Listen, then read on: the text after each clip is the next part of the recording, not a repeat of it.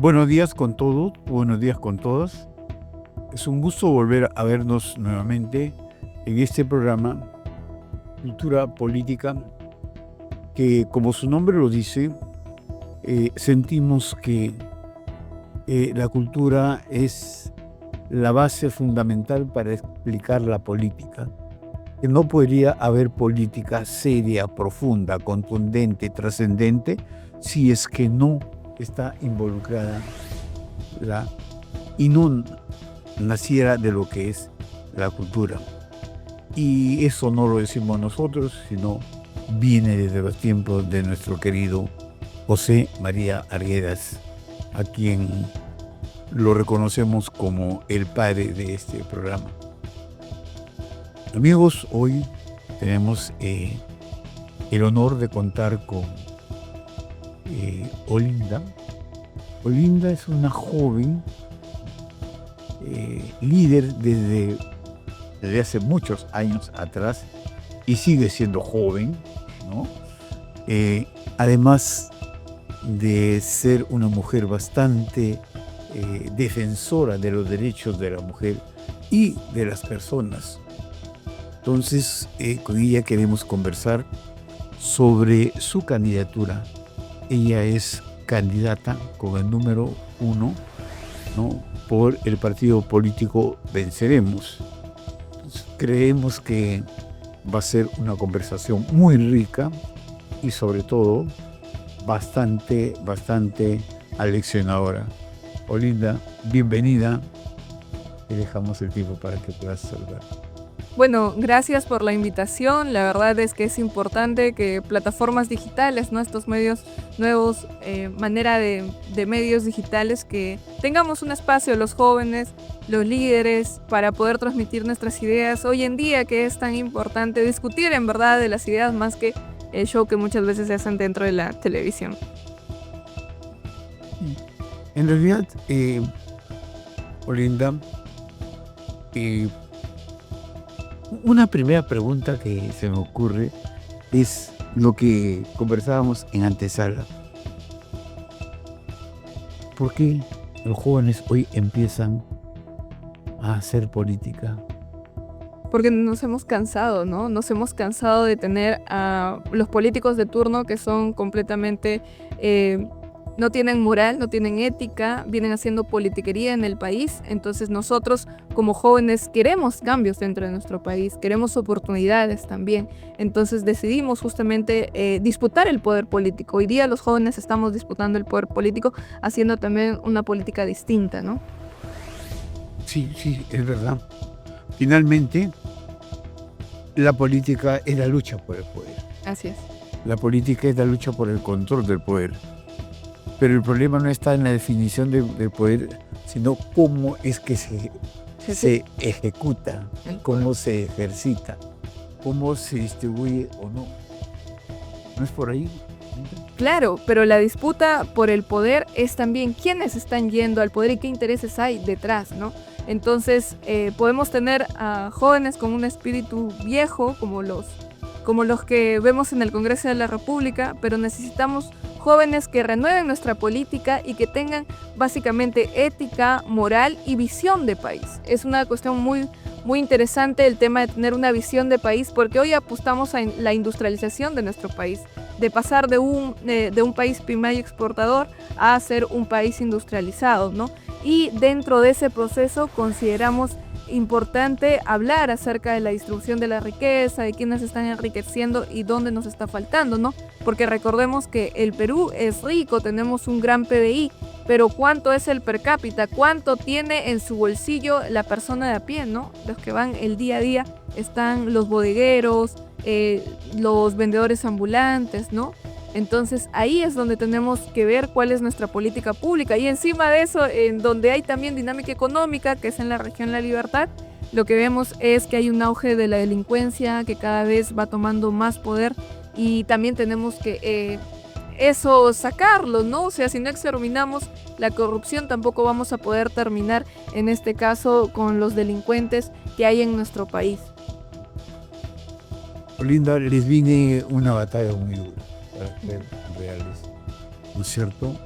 por un lado es muy buena noticia, de que los jóvenes empiecen a hacer política, a transformar la política, a convertirla en una conducta ética, en hacer ver que la política no solo es mando, no solo es orden, no es solo mandamientos, sino que la política nace de una conducta ética que genera nuevos comportamientos.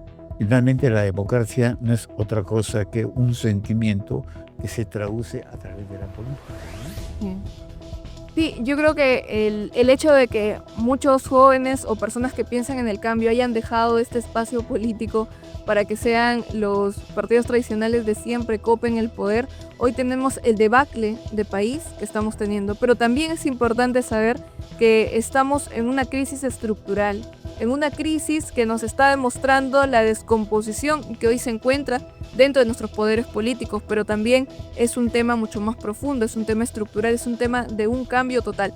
O elegimos el cambio o continuamos con estas mafias que hoy nos gobiernan. Entonces, es claro, creo, ahí la consigna.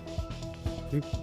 Hablando de mafias, que es, al parecer ya se ha naturalizado en el país y en la región. Tú eres candidata a la región La Libertad. Así es. ¿No? En realidad, aquí en la región La Libertad tenemos tres grandes problemas ya casi normalizados. Por un lado es la minería ilegal, que ha desplazado al narcotráfico, que usualmente ocupaba el primer lugar, ¿no? Y en tercer lugar, las bandas organizadas. Estas bandas organizadas que, como tú y yo sabemos, Olinda, están conformadas por peruanos, colombianos, venezolanos, ¿no es cierto? Y otros, además, otras nacionalidades. ¿Cómo hacemos, Olinda? ¿Qué estrategia, ¿no? venceremos para enfrentar, para vencer justamente, ¿no? Para vencer esta batalla que va a requerir mucho de la organización ciudadana, ¿no? Y obviamente respaldada por un Estado distinto al actual, ¿no? Claro. Bueno, en primer lugar, nosotros tenemos diferentes puntos, ¿no? Uno es el sancionador, si bien es cierto, pero también otro es el preventivo. Entonces, hoy nuestros jóvenes no pueden seguir siendo captados por las bandas criminales, ¿no? Entonces, para eso nosotros tenemos que crear espacios culturales, espacios de encuentro, espacios donde nuestros jóvenes sean líderes que justamente quieran cambiar, en este caso, su zona, su barrio, ¿no? Lo más cercano que tienen. Y por otro lado también tenemos la organización, el fortalecimiento de las rondas campesinas que hoy en día están siendo criminalizadas. Tenemos a más de 3.000 compañeros ronderos procesados y es ahí donde nosotros también apuntamos, porque son las rondas campesinas las que han pacificado nuestra ruralidad, no han pacificado el país y tenemos también ahí una deuda histórica. Entonces, también consideramos que es importante la reorganización de la PNP y también tengamos un grupo especial de élite de inteligencia, porque va a ser la inteligencia la que va a derrotar, en este caso, a estas bandas criminales. Pero algo muy importante es que nosotros tenemos que atacar la corrupción. Y para atacar la corrupción necesitamos sancionar a todos los entes que están coludidos. Entonces, que trabajan sobre todo, en este caso, ya en el Estado, ¿no? Y que vienen defenestrándolo. Entonces nosotros consideramos que hay medidas ahí. Tal vez algunos la pueden llamar más radicales, pero también de fortalecimiento de estos lazos sociales que son tan importantes, así como la prevención y la sanción, ¿no? Respectiva, en este caso, de los que vienen cometiendo, porque recordemos que en la corrupción se nos va bastante dinero, ¿no? Si no me equivoco, son como 18.000, 20.000 millones que se va con la corrupción y que hoy deberíamos estar gozando de mejores infraestructura de salud, mejor infraestructura también de colegios. Y hay que recordar una cuestión que me parece muy importante, que hay derechos básicos que deben ser garantizados por el Estado y que hoy no se está discutiendo respecto a qué derechos sí se garantizan y qué cosas no se está garantizando por el Estado. Se habla solamente de cifras, de números, pero hoy también es una problemática para nosotros los jóvenes el poder adquirir una vivienda, ¿no? Entonces, una línea también fundamental, aparte de ver cómo terminamos con las bandas organizadas, ¿no? En las bandas criminales, y el tema también de la minería. Entonces, por eso es importante el tema de la planificación, de saber dónde sí se tiene que hacer minería y dónde no se tiene que hacer minería. Hay un decreto ley, el número 100, donde dice que no se puede hacer minería en cabeceras de cuenca, que no se puede hacer minerías, en este caso en zonas acuíferas ni cerca a los ríos. Sin embargo, hoy no se cumple. Yo creo que se puede formalizar la pequeña minería en zonas donde no se ponga en peligro nuestra seguridad hídrica. Sí, sí, totalmente de acuerdo, totalmente de acuerdo. ¿No? Es clave una auténtica comprensión de lo que significa pequeña minería y minería artesanal para diferenciarla de la minería ilegal, ¿no? Que se ha concentrado desgraciadamente en un punto que es Patás ahora, ¿no? Pero que sin embargo el corredor nace desde Huamachuco hasta culminar con Patás. Ahora, has tocado 2-3 puntos que me gustaría comentarlos contigo. Las rondas campesinas. Creo que las rondas campesinas han creado ya su propia historia, ¿no? Desde los años 80, en que se enfrentan a Sendero y logran, creo que gran parte de la pacificación en el Perú se lo debe a las rondas campesinas. Así es. Eso es indiscutible, ¿no? Al margen que lo reconozcan o no actores relacionados con el Estado. Pero lo cierto es de que eso es evidente, ¿no? Eso es indiscutible, en otras palabras. Entonces, creo que el servicio de inteligencia debería recoger mucho de la inteligencia y la sabiduría de las rondas campesinas, ¿no? Porque la libertad tiene costa, sierra y selva. Y en la sierra tenemos parte, ¿no? Rural y parte andina. Entonces, creo que me parecería interesante, Olinda, no sé qué opinas, ¿no? Que el servicio de inteligencia debe ser, en primer lugar, capacitado, renovado, con algunos miembros sacados del juego porque están coludidos con estas mafias, ¿no? Pero tener un servicio de inteligencia eficiente, ¿no? Y que pueda también articular, conciliar, concertar con actores fundamentales dedicados a la seguridad de la sociedad civil, como en este caso las rondas campesinas. Ahora tenemos rondas campesinas de mujeres, Sí. rondas campesinas de hombres, ¿no? Y rondas campesinas ya mixtas, ¿no? Entonces, ¿qué opinión te parece es esta amalgama de apuestas por derrotar a las mafias a través de este nuevo sistema que podría organizarse con estos actores dedicados a la defensa? Ujú. Bueno, sí, yo creo que es importante, como mencionaba, el fortalecimiento de las rondas campesinas y sobre todo también, en este caso, darle más facultades, porque hoy, por ejemplo, las rondas urbanas no tienen ley. Y ahí es donde entramos nosotros, los diputados, que debe ir justamente a las cámaras de senadores para ser ratificados, pero hoy las rondas campesinas necesitan también la ampliación de su ley y ser de manera expresa, poner que son administradores de justicia.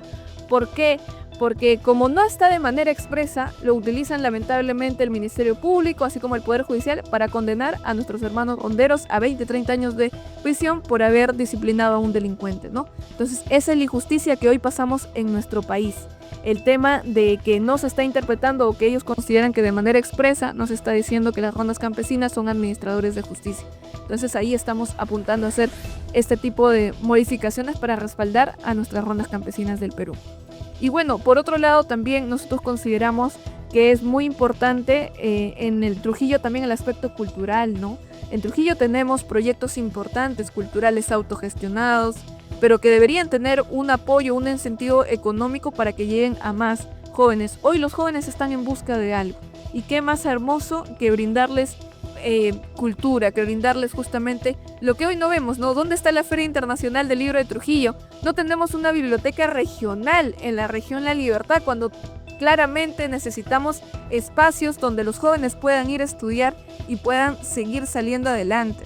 Entonces hemos creado también, ahí nos damos cuenta de la deficiencia de la educación pública, porque cuando postulamos a la universidad, si una preparación preuniversitaria, que también es un costo económico de los padres, no puedes ingresar a una universidad pública. Entonces ahí hay una barrera que se está generando. Lo que nos piden también nuestros compañeros de las rondas campesinas es que cuando sus hijos ingresen a las universidades tengan ahí el apoyo para tener una residencia universitaria, tengan el apoyo para tener también el comedor universitario, ¿no? Entonces hay reformas importantes dentro de nuestro sector junto a las rondas campesinas para el fortalecimiento. ¿Por qué no hablamos de un pago a las rondas campesinas? Porque las rondas campesinas tienen en este caso una autoorganización y se podría hacer convenio, sí, un convenio ciudadano, que los ronderos también tengan ese convenio de seguridad con las municipalidades distritales, ¿no? Estos convenios claramente se pueden hacer. ¿Por qué? Porque la OIT los considera las rondas campesinas también como parte de los organismos de justicia y también como pueblos originarios. Entonces, si bien es cierto, las rondas que se llama campesinado, bueno, campesino les llamó Juan Velasco Alvarado porque no se resignificó la palabra indio, ¿no? Entonces dijo campesinos, pero tiene justamente un origen dentro de los pueblos originarios también las rondas campesinas, ¿no? Es una manera de convivir, de ser y que se tiene que replicar en otros lugares, ¿no? No necesariamente son campesinos. Claro, así es. Y en fin, hay diferentes aspectos. Nosotros también creemos muy importante, por ejemplo, aparte de la seguridad, de dar trabajo, el tema del incentivo a los agricultores, ¿no? Hoy los agricultores son la última pieza del coche, lamentablemente, para el gobierno. Entonces nosotros queremos generar créditos a bajo costo para los agricultores, dar capacitación, que es muy importante, generar un mercado mediante la asociatividad y también fortalecer nuestro mercado interno. Hemos estado en la zona del valle donde nos han manifestado nuestros hermanos que cultivan en este caso arroz, que se ven con la competencia internacional que es a más bajo costo, ¿no? Les están comprando el arroz cada vez a menos precio y eso les genera una brecha económica de que luego a sus hijos ya no les pueden dar lo básico, lo que necesitan. Entonces ahí nosotros también tenemos que fortalecer nuestro mercado interno mediante leyes importantes para el fortalecimiento, como digo, del mercado interno dentro del país para proteger también nuestro mercado y a nuestros productores. Y hay un tema, me gustaría agregar, Olinda, es el tema de la agricultura familiar. Uh-huh, ¿sí? Claro. Que yo recuerde, representa el 70% de lo que es 6 millones más o menos, sí, de es agricultores. un número impresionante de agricultores y agricultoras. Porque a veces hablamos solamente de los agricultores, ¿no? Y cuando en realidad muchas veces las mujeres son las agricultoras que mayor destacan y poco aparecen. Esto por un lado. Creo que no crees, en todo caso, que también hay que incluir en esta agenda por el desarrollo agrario que finalmente se sostenga, ¿no? de la alimentación y la economía nacional, ¿sí? A la agricultura familiar. Sí, cuando yo hablo de la segunda reforma agraria me estoy refiriendo sobre todo al potenciamiento de la agricultura familiar, porque es la agricultura que nos alimenta a nosotros. Ahora, también es importante que exista, por ejemplo, un control de los alimentos que están llegando a nuestra región, que están llegando sobre todo a Trujillo, que están llegando, ¿por qué?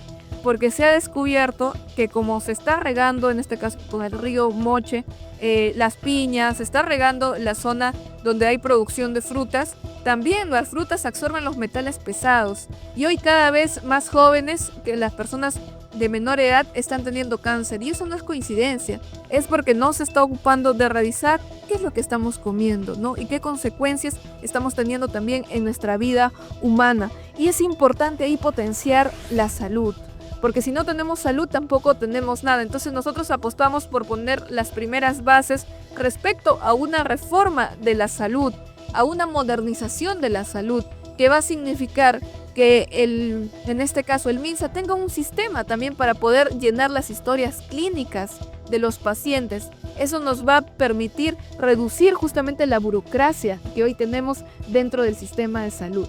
Sí, la salud, tocada hasta por Vallejo. En primer lugar, por César Vallejo, ¿no, señor ministro? ¿No? Y llama la atención de la salud. Y justamente es uno de los puntos más dramáticos hoy que padecemos, ¿no? Todos sabemos que un señor que vende cancha, ¿no?, es el propietario del Ministerio de Salud, ¿no? Yo recién estoy experimentando el caso, ¿no?, con una compañera que está internada ahí, y hemos pasado una serie de peripecias para lograr por fin internar. Pero el tema es el siguiente. La anemia. La anemia, 43% de nuestros niños tienen anemia, ¿no? Entonces no van a tener la misma capacidad cognitiva para aprender, y eso es un fracaso, para mí un síntoma de fracaso del sistema, ¿no? Entonces hablamos totalmente de que somos un milagro económico, pero al mismo tiempo de la sobrevivencia, el estado de sobrevivencia que se encuentran nuestros niños. 40% de anemia es indignante. Y que no nos estemos ocupando, y que hay el programa, ¿no? Existe el programa de Caliwarma, pero el programa de Caliwarma está muy mal enfocado. No estaba enfocado para que lo tercialicen o nos den enlatados, estaba enfocado para que, en este caso, los pequeños productores sean a quienes se les compra los alimentos y se les dé quinoa, y sobre todo la producción de la zona, ¿no? Se cocine y se vea para una buena alimentación para nuestros niños.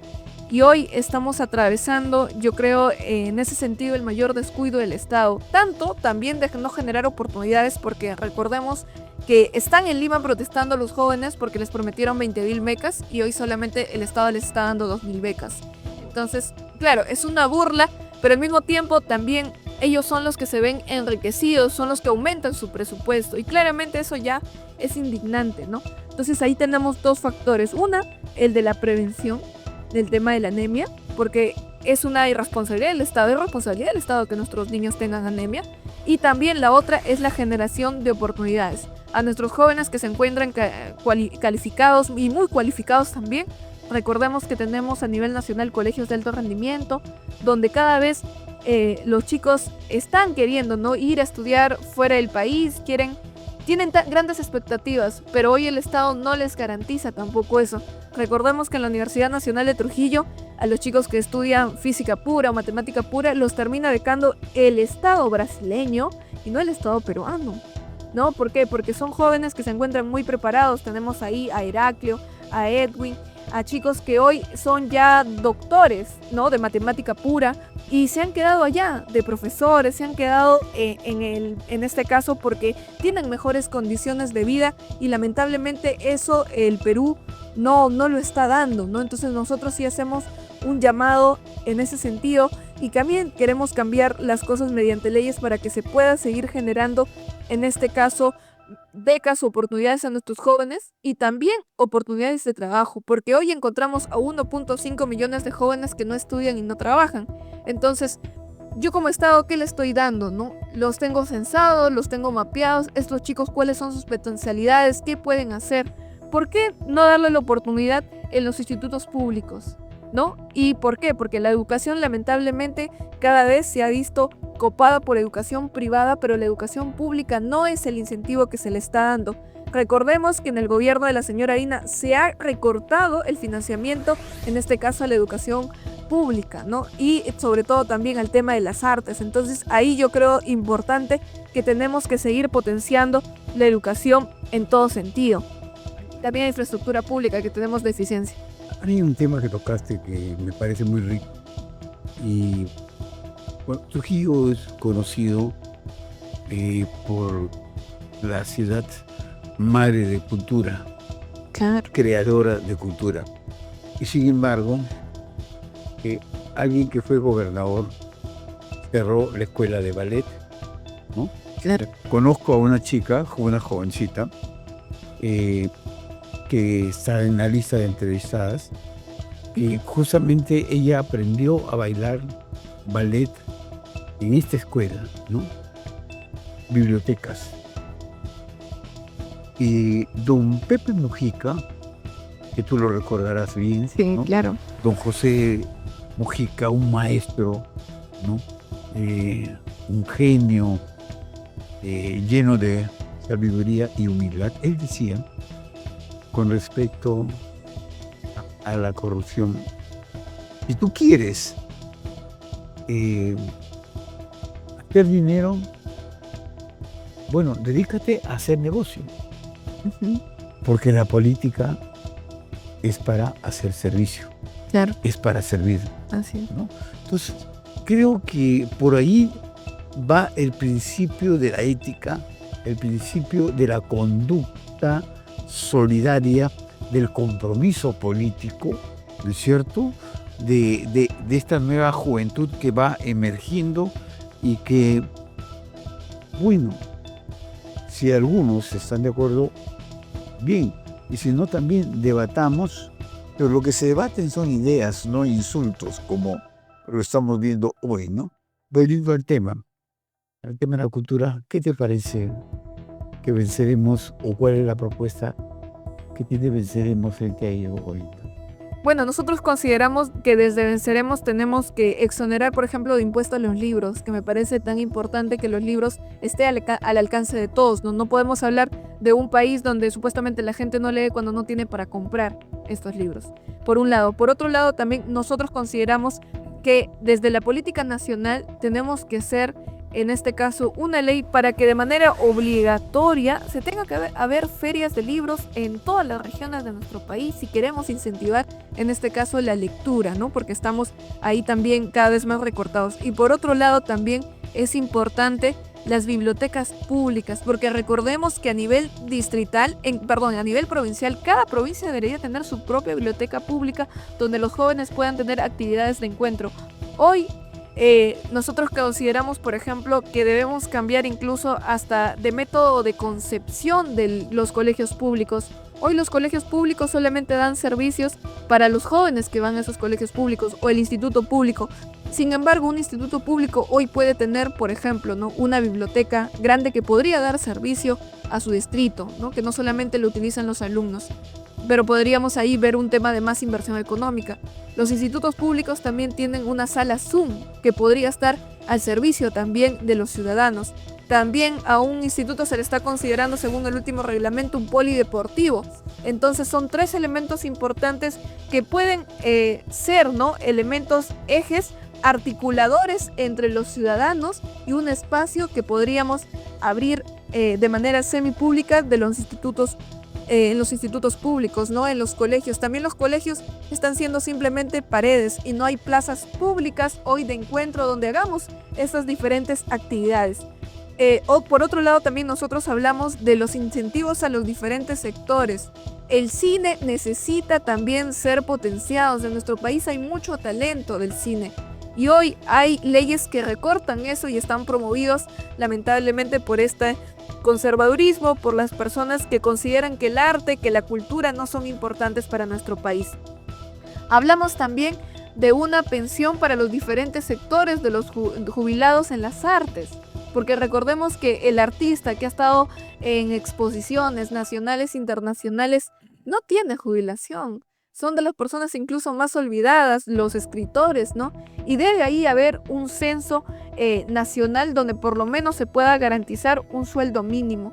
Hoy también los jubilados, estuve en la zona de Pacasmayo donde me reuní con los jubilados y me manifestaban que ellos ganan 585 soles mensuales.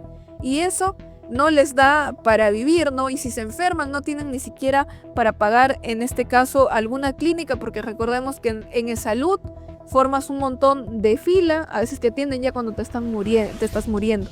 Entonces ahí nosotros consideramos que la pensión, debe haber pensión para el artista, pero también una pensión digna para los jubilados que creo que han servido a nuestro país y es de manera dignificar también el trabajo de tantas personas. Sí, hay varios temas ahí sobre cultura que son sumamente bonitos, ¿no? Y tú recuerdas El nombre de la rosa de Humberto Eco, ¿no? Él decía que finalmente la hermosa biblioteca inmensa, ¿no?, representaba la fuente del saber universal, ¿no? O la biblioteca de Alejandría, ¿no?, Claro. fundada por Carlomagno, ¿no? Y que la menciona esta escritora Vallejo en un libro que recuerdo que se llama algo así como El infinito de un junco, que es un libro fabuloso, extraordinario, donde ella hace, creo que es un libro de lectura obligada. Creo que esa riqueza, esos libros, deben estar al alcance de jóvenes, porque un pueblo sin historia, un pueblo sin cultura, un pueblo sin saberes, está condenado a la ignorancia. Y sabemos nosotros que la ignorancia es una estrategia, ¿no es cierto?, de las clases dominantes para mantenerte, ¿no?, dominada, ¿no?, valga la redundancia, aunque no hay redundancia allí, porque la ignorancia, desgraciadamente, es lo que hoy poseemos aquí en el país. Escuchaba que 5 millones de jóvenes, ¿no?, no solamente han llegado a educación básica. Eso es dramático. Eso es dramático. Sumado a la suma de deserción escolar, que los jóvenes ya no ven una esperanza, por ejemplo en la agricultura, ¿no?, en la zona rural, y prefieren ir en este caso a las minas, a pesar de que las condiciones no son condiciones de vida, porque no tienen una máscara, entran a un socavón donde se enferman de los pulmones y su tiempo de vida es menor, ¿no? Entonces no se está hablando de estas condiciones también. Y tenemos, ¿no?, lugares como la Pampa. Hemos visto en una película, lo sabemos, tenemos presente que existe una mafia que hace minería, que hace trata de personas. Está ahí a la vista de todos y no se está actuando como país, ¿no? ¿Qué ha hecho el gobierno para exterminar en este caso lo que existe en la Pampa, ¿no? Entonces, hoy yo no creo y espero en verdad que no se vuelva esta zona liberada también lo que vemos en Patás, ¿no? Que las mafias sean lo que dominen. Yo creo que la lucha tiene que ser una lucha real, una lucha también frontal, porque hoy los ciudadanos de a pie están sintiendo que cada vez con más desesperanza la política, que está siendo cómplice también de todo este debacle, de todo este desastre, pero también al mismo tiempo sienten que los afectados somos personas que abrimos una bodeguera, que construimos una bodeguita, que construimos un segundo piso, que ya te regiaste y ya te están extorsionando, ¿no? Entonces hay una estructura ahí detrás que está siendo muy fuerte, pero que yo no creo que solamente se va a solucionar con, en este caso, represión, sino que nosotros tenemos que tener espacios donde los jóvenes ya no sean captados por estas bandas criminales. Hoy lamentablemente también es una problemática de las mujeres, donde tienen que elegir entre ver a sus hijos o trabajar, ¿no? ¿Por qué? Porque los trabajos ya no son trabajos de 8 horas. El trabajo de 8 horas parece que hubiera quedado en el olvido. Ahora se trabaja 12 o las horas que sean. ¿Por qué? Porque ya el sueldo no alcanza, ¿no? Y los jóvenes que no tenemos un contrato fijo, estamos con recibos con horarios, que no recibimos ningún beneficio social, también, ¿no?, nos instamos a lo que haya dentro del mercado, porque estamos dentro de un estado también de alguna manera de sobrevivencia. Sí, mientras en Europa Sí, pues. se está planteando 6 horas diarias, Así es. ¿no? Es muy difícil, muy difícil. Un tema, Olinda, que estamos a punto de conmemorar, ¿no?, el Día de la Mujer, y qué bueno, ¿no? Sin embargo, yo creo que falta mucho, mucho que hacer, ¿no? Falta visibilizar mucho más el trabajo de la mujer, el compromiso de la mujer, ¿no? Cuando uno ve las fotografías de la independencia, no aparecen las mujeres, ¿no? Y sin embargo, fueron las grandes luchadoras, ¿no? Aquellas que combatieron por la independencia peruana, al margen de otras interpretaciones. Pero hoy siento que en lugares como Huamachuco, Santiago Chuco, ¿no? Y otras provincias, ¿no? En Patás mismo, ¿no? Siento que no hay, no es justo el pago, ¿no? Para el hombre y la mujer, ¿no? Por citar un caso nada más, ¿no? Y quien trabaja más es la mujer, trabaja en la chacra, en la parcela, trabaja en la casa, trabaja con los niños, ¿no? Y encima tiene que descansar. Lo digo, encima tiene que descansar cuando debería ser normal el descanso, ¿no? Claro, igual es un tema cultural el tema de la distribución de la carga, en este caso de los cuidados, que es una problemática que aún tenemos, pero bueno, no es necesario tampoco irnos a la sierra para mirar eso. En la costa, de hecho, las mujeres ganamos 30% menos que por ejercer el mismo trabajo que un hombre, ¿no? Entonces estamos menos valoradas, seas profesional o no, y es más difícil incluso la inserción laboral para las mujeres que para los hombres. Entonces ahí hablamos de brechas que es importante que las tengamos en cuenta. Si bien es cierto, las mujeres han adquirido poder ir a la universidad, ¿no? Luchas que hoy en día tenemos, también es importante que sepamos que dentro de las universidades aún hay acoso, aún hay a través de favores sexuales, entre comillas, los voy a llamar, el cambio de notas, ¿no? Este nivel también desvergonzado en las que muchas veces se ven las estudiantes cooptadas y que se está denunciando, que eso me parece muy importante porque es una manera de entrever que ya no podemos seguir teniendo estas malas prácticas, si podríamos llamarlo así, que para mí son delitos, dentro de también del sector estudiantil. Yo pertenecí en este caso a la Asociación Femenina Estudiantil del Perú, donde éramos jóvenes estudiantes que nos autoorganizábamos para tener políticas, en este caso de Estado. De hecho, la SUNEDU incluye por primera vez el tema de incorporar los delitos de género dentro de la ley universitaria. Luego ya se especifica de que se tiene que sancionar a las universidades que no retiren a los agresores y entre otras cosas para poder generar condiciones de que las jóvenes también puedan estudiar, ¿no?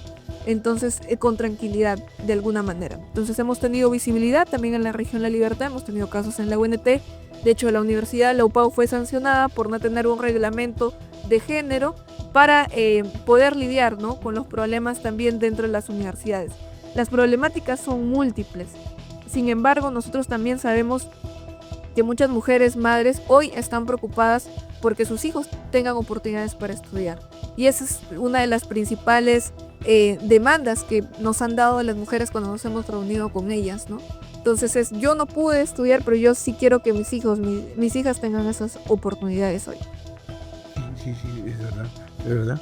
Ahora, lo que estaba registrando y lo conversábamos en antesala,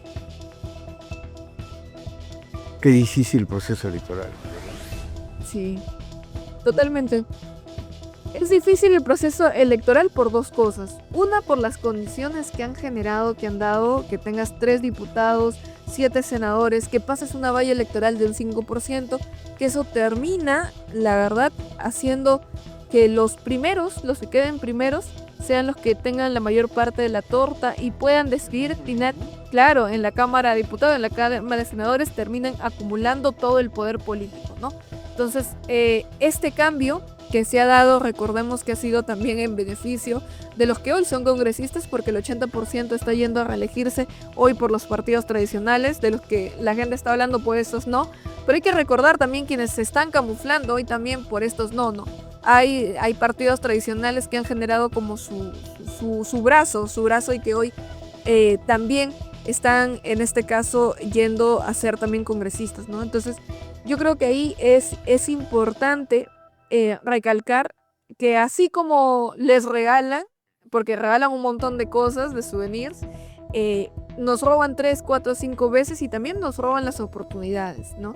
Yo creo que el ciudadano de hoy está harto, o sea, las consecuencias que estamos viendo en nuestras pistas, en nuestras veredas, afectan directo nuestro bolsillo.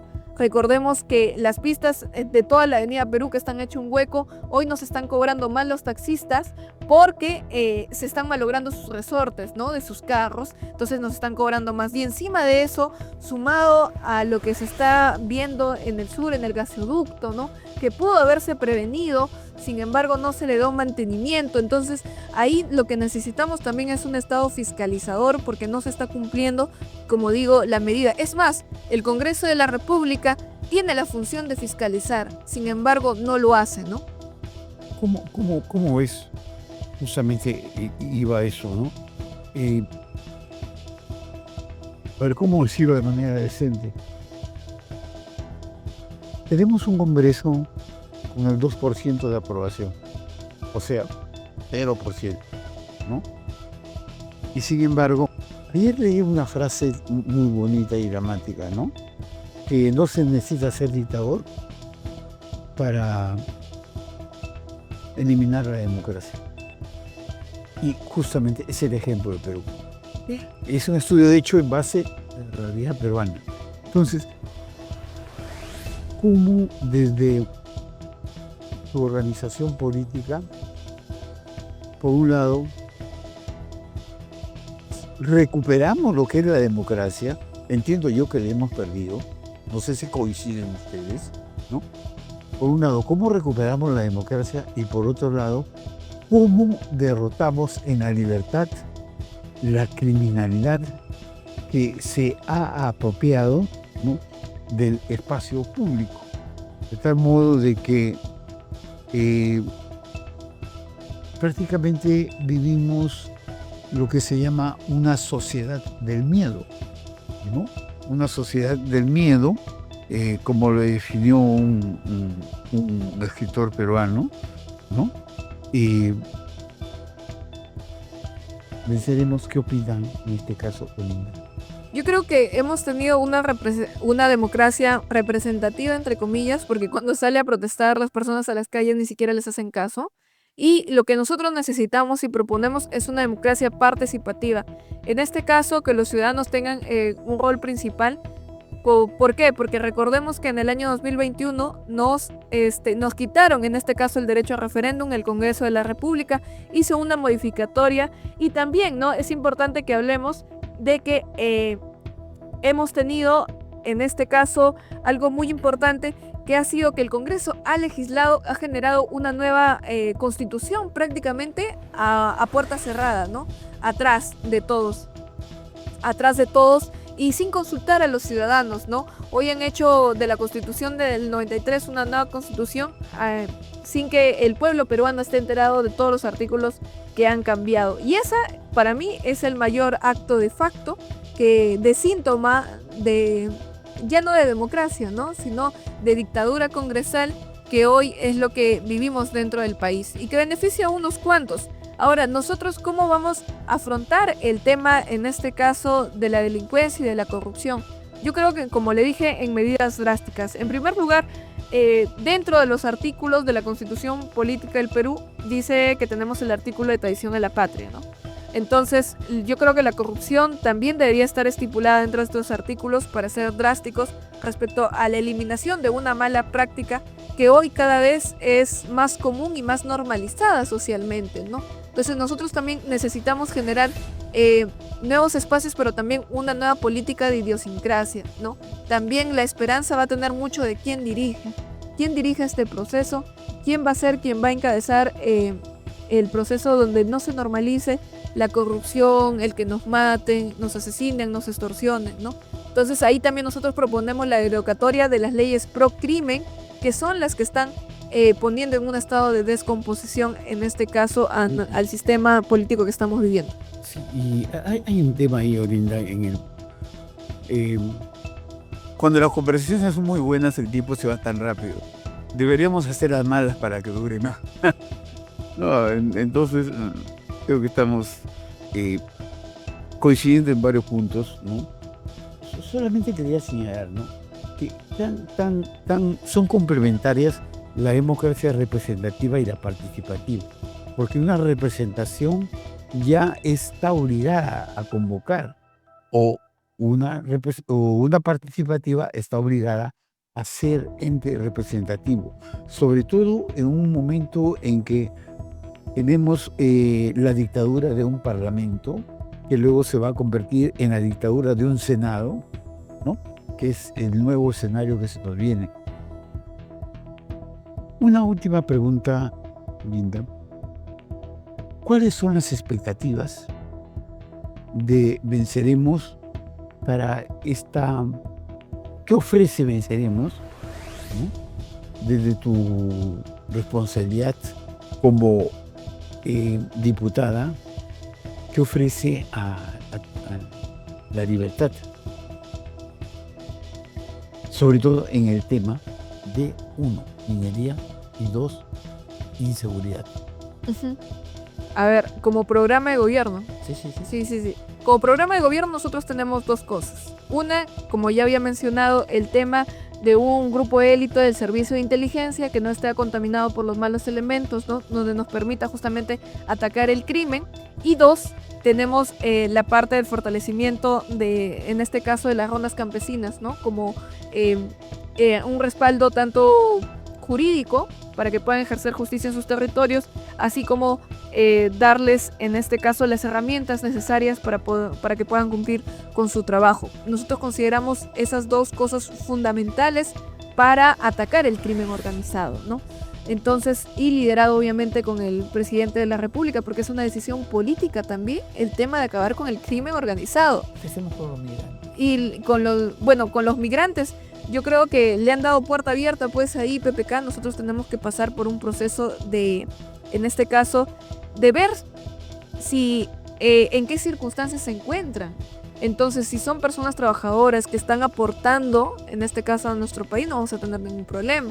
Pero si son personas que están delinquiendo, yo creo que claramente deben ser juzgados también de manera drástica, ¿no? Nosotros no vamos también a otros países a ejercer eso. Y la última pregunta que me dijiste es acerca de la minería, ¿no?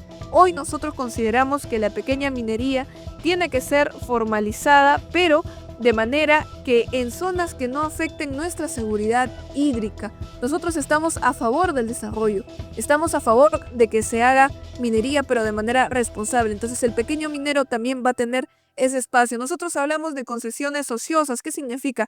Concesiones que no se están haciendo la explotación, que están concesionadas, pero que no se practica, como digo, ¿no? Entonces deben regresar al Estado para que se haga esta distribución equitativa, y de esa manera también se va a poder aminorar el tema de las brechas de desigualdad, porque hoy también recordemos que nuestros agricultores, ¿no? Y Patazo, la zona, están optando por la minería por el tema económico, porque están viendo ahí como una alternativa de cambiar sus ingresos, de tener también una esperanza para sus hijos. Pero es importante que nosotros salvaguardemos nuestra seguridad hídrica. Recordemos que en Guailillas, Patás, va todo el agua potable que va a Huamachuco, es justamente de ahí, ¿no? De esa zona. Y que es más, ahí está el camino Inca, y también tenemos reservas muy importantes, biodiversidad importante, que en este caso la Universidad Nacional de Trujillo también debe estudiarla. Sí, es verdad. Tenemos una región impresionante que tiene costa, sierra, selva, ¿no es cierto? Y que creo que hay que protegerla por un lado, y por otro lado darle un uso racional y adecuado. Así es. Que creo que es necesario y urgente, sobre todo. Olinda, se nos acabó el tiempo, sin pensarlo. Yo te agradezco porque has planteado muy claramente las pautas, los postulados, los principios, las propuestas de tu organización, de la organización a la que representas, ¿no? Te dejo unos minutos para que puedas justamente despedirte de la masa de seguidores que... Sí. Bueno, hoy los jóvenes tenemos la oportunidad de cambiar las cosas y Olinda Valdés es una alternativa frente a ellos. Estamos primeros en la cédula de votación, hay que marcar las 3 hojitas y escribir el número 1 para diputados. O decidimos el cambio o continuamos con las mafias. Gracias. Estimados amigos, en realidad estamos nosotros invitando últimamente a jóvenes, hombres y mujeres, porque creemos que hay que promover, superar y mostrar que la política no se hace con los tradicionales adultos expertos en ciencia política y que nos han llevado, la mayoría de ellos, al fracaso, ¿no?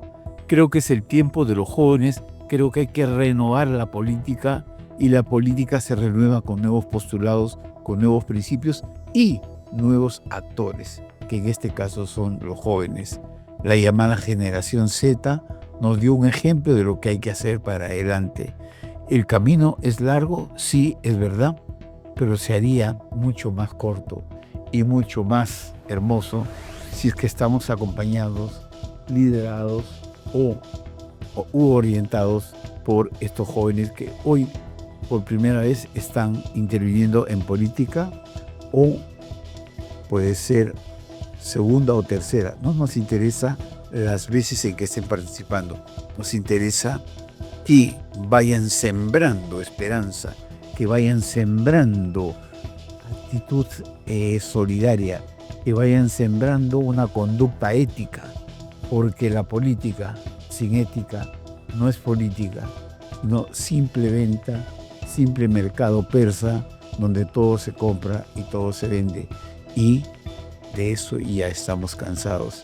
Jóvenes como Olinda hoy nos visitan y nos dicen de que sí es posible creer en que este país es posible transformar, de que sí es posible seguir sembrando esperanza y cosechando sonrisas para esos niños que hoy vienen y que esperemos sean los nuevos conductores de este hermoso país que amamos todos y esta hermosa región que la queremos y nos abraza.